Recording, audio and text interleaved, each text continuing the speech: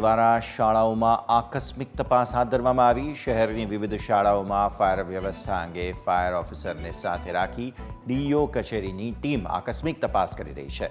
ઉદ્ગમ school બાદ નવરંગપુરાની નવકાર શાળામાં તપાસ કરાઈ। નવકાર સ્કૂલના બેઝમેન્ટ પાર્કિંગનો ઉપયોગ ભંગાર સાચવવા માટે થતો હતો, ત્યારે પાર્કિંગની જગ્યા બંધ કરી ખુરશી, પુરવણી અને અન્ય સામાન રાખવામાં આવ્યો, જેને લઈ નવરંગ સ્કૂલ સંચાલકોને પાર્કિંગની જગ્યા ખાલી કરવા સૂચના અપાઈ છે।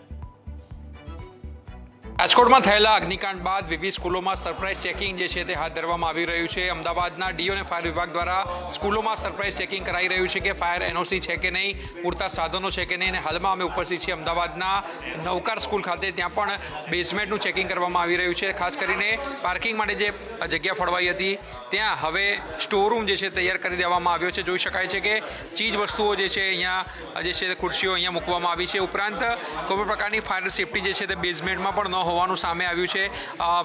ખાસ કરીને ફાયર એક્ઝિટ જે છે તે હોવો પણ અહીં ફરજિયાત છે, તેમ છતાં પણ અહીંયા કોઈ પ્રકારનો ફાયર એક્ઝિટ જે છે તે જોવા નથી મળ્યો। અને ખાસ કરીને લોકો જે છે તે પણ અહીં બેઠેલા જોવા મળ્યા છે। ફાયર જ્યાં પણ એક્સટિંગ્વિશર છે ત્યાં કહી શકાય કે ખાલી સ્પેસ જે છે તે હોવી જોઈએ, તેમ છતાં પણ આ ફાયરની જગ્યા જે છે ત્યાં ચીજ વસ્તુઓ જે છે તે મૂકેલી છે।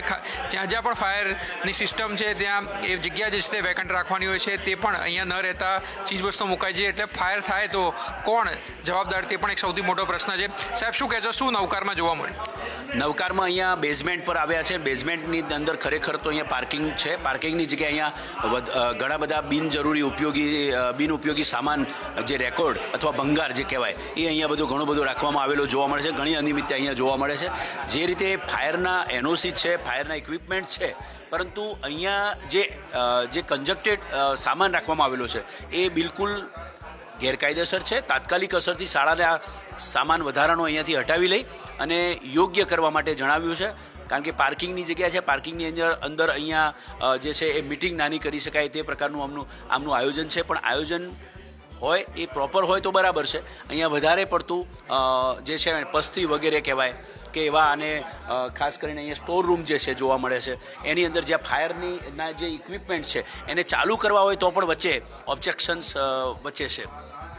ઓબ્જેક્ટ જે છે તે ઘણા જોવા મળી રહ્યા છે। જોઈ શકાય છે કે હાલમાં પણ અહીં જે હટાવી દેવાની સૂચના જે છે તે આપવામાં આવી છે।